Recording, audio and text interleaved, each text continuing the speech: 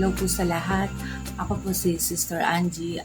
Share ko yung aking testimony about sa aking seed ng year 2023. Isa sa panalangin ko, sa kahilingan ko sa aking seed ay yung One Faith, One Family. Ito ay tinupad na ni Lord. Bagamat matagal, nag-start kong ipag-pray to simula pa nung naging Kristiyano ko. Goal ko talaga yung buong pamilya ko madala ko sa Panginoon. Very challenging kasi andun yung maraming excuses, nandoon yung minsan sasagutin ko ng pilosopo, ganyan. Pero okay lang, hindi ko naman to sinukuan.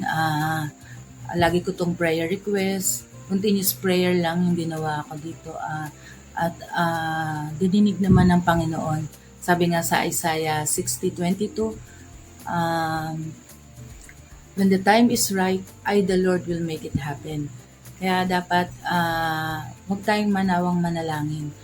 Napakasarap sa pakiramdam na buong pamilya kayo, nagsasamba sa Panginoon. At yung feeling na worth it talaga yung paghihintay kahit na medyo matagal.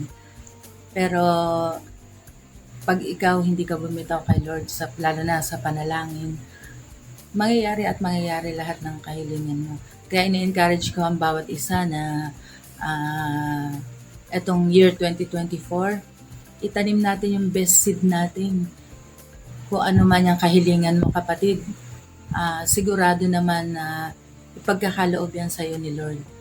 Basta wag ka lang magmamadali. At saka lagi mong sabayan ng prayers.